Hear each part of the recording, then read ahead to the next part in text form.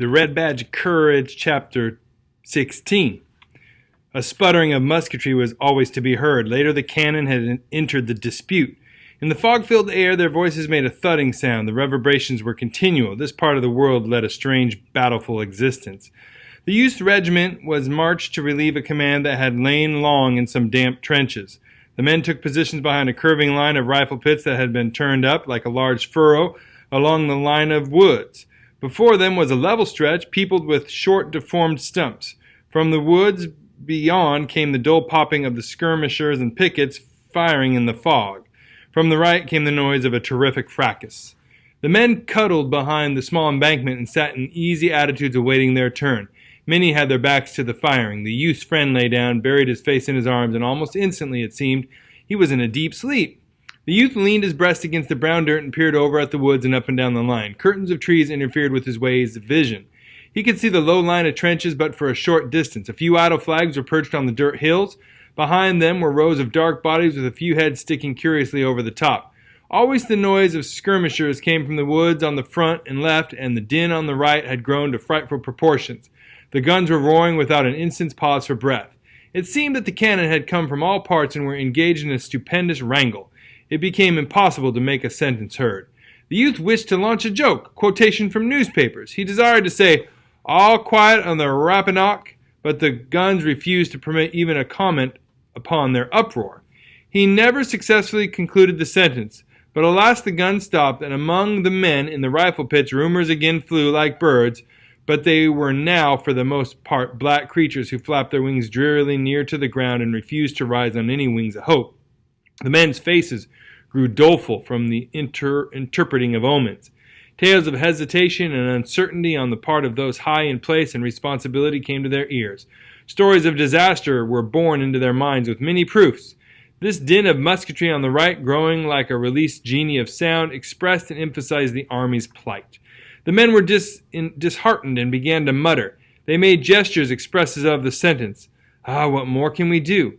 And it could always be seen that they were bewildered by the alleged news and could not fully comprehend a defeat. Before the gray mist had been totally obliterated by the sun rays, the regiment was marching in a spread column that was retiring carefully through the woods. The disordered, hurrying lines of the enemy could sometimes be seen down through the groves and little fields. They were yelling shrill and exultant. At this sight the youth forgot many personal matters and became greatly enraged. He exploded in loud sentences. "But Jiminy, we're generaled by a lot of lunkheads." "More than one feller has said that today," observed a man. His friend, recently aroused, was still very drowsy. He looked behind him until his mind took in the meaning of the movement. Then he sighed. "Well, I suppose we got licked," he remarked sadly. The youth had a thought that it would not be handsome for him to freely condemn other men. He made an attempt to restrain himself, but the words upon his tongue were too bitter. He presently began a long and intricate denunciation of the commander of the forces. "Maybe it wasn't all his fault, not altogether. He did the best he knowed. It's our luck to get licked often," said his friend in a very weary tone. He was trudging along with stooped shoulders and shifting eyes like a man who has been caned and kicked. "Well, don't we fight like the devil? Don't we do all that men can?" demanded the youth loudly. He was secretly dumbfounded at this sentiment when it came from his lips. For a moment his face lost its valor and he looked guiltily about him. But no one questioned his right to deal in such words, and presently he recovered his air of courage. He went on to repeat a statement he had heard going from group to group at the camp that morning. "The brigadier said he never saw a new regiment fight the way we fought yesterday, didn't he? And we didn't do better than many other regiment, did we? Well then, you can't say it was the army's fault, can you?" In his reply, the friend's voice was stern. "Of course not," he said. "No man dare say we don't fight like the devil. No man will ever dare say it. The boys fight like hell roosters, but still, we don't have no luck." "Well then, if we fight like the devil and don't ever whip, it must be the general's fault," said the youth grandly and decisively. "I don't see any sense in fighting, yet always losing through some derned old lunkhead of a general."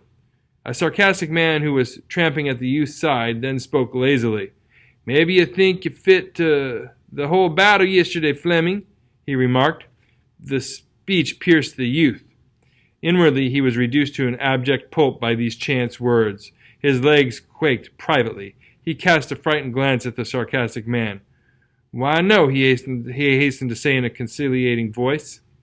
"I don't think I fought the whole battle yesterday." But the other seemed innocent of any deeper meaning. Apparently he had no information. It was merely his habit. "Oh," he replied in the same tone of calm derision. The youth nevertheless felt a threat. His mind shrank from growing near to the danger, and thereafter he was silent. The significance of the sarcastic man's words took from him all loud moods that would make him appear prominent.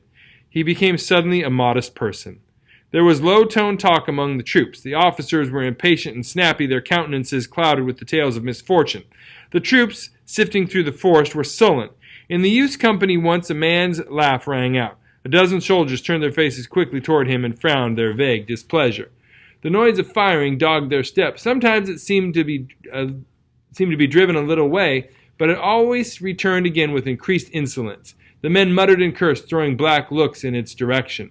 In a clear space the troops were at last halted. Regiments and brigades, broken and detached from their encounters in thickets, grew together again, and lines were faced toward the pursuing bark of the enemy's infantry. This noise, following like the yelpings of eager metallic sounds, increased to a loud and joyous burst, and then, as the sun went serenely up the sky, throwing illuminating rays into the gloomy thickets, it broke forth into prolonged pealings. The woods began to crackle as if afire. "Whoopity," said a man. "Here we are, everybody fighting, blood and destruction." "I was willing to bet they'd attack us as soon as the sun got fairly up," savagely asserted the lieutenant who commanded the youth's company. He jerked without mercy at his little mustache. He strode to and fro with dark dignity in the rear of his men, who were lying down behind whatever protection they had collected. A battery had trundled into position in the rear and was thoughtfully shelling the distance.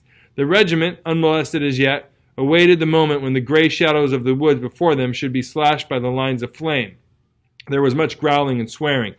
"Good God," the youth grumbled. "We're always being chased around like rats. It makes me sick. Somebody seems to know where we go or why we go. We just get fired around from pillar to post and get licked here and get licked there, and nobody knows what it's done for. It makes a man feel like a damn kitten in a bag. Now, I'd like to know what the eternal thunders we was marching into these woods for anyhow, unless it was to give the Rebs a regular pot shot at us. We came in here and got our legs all tangled up in these cussed briars, and then we began to fight, and the Rebs had an easy time of it. Don't tell me it's just luck. I know better. It's this darned old..." His friend seemed jaded, but he interrupted his comrade with a voice of calm confidence. "It'll turn out all right in the end," he said. "All the devil will. You always talk like a dog-hanged parson. Don't tell me I know." At this time there was an interposition by the savage-minded lieutenant, who was obliged to vent some of his inward dissatisfaction upon his men. "You boys shut right up. There's no need you're wasting your breath in long-winded arguments about this and that and the other. You've been jawing like a lot of old hens. All you got to do is to fight, and you got plenty of that to do in about 10 minutes. Less talking and more fighting is what's best for you boys. I never saw such jabbling jackasses." He paused, ready to pounce upon any man who might have the temerity to reply. No words being said, he resumed his dignified pacing. "There's too much chin music and too little fighting in this war anyhow," he said to them, turning his head for a final remark. The day had grown more white until the sun shed his full radiance upon the thronged forest. A gust of battle came sweeping toward that part of the line where lay the youth's regiment. The front shifted a trifle to meet it squarely. There was a wait. In this part of the field there passed slowly the intense moments that preceded the tempest. A single rifle flashed in a thicket before the regiment. In an instant it was joined by many others.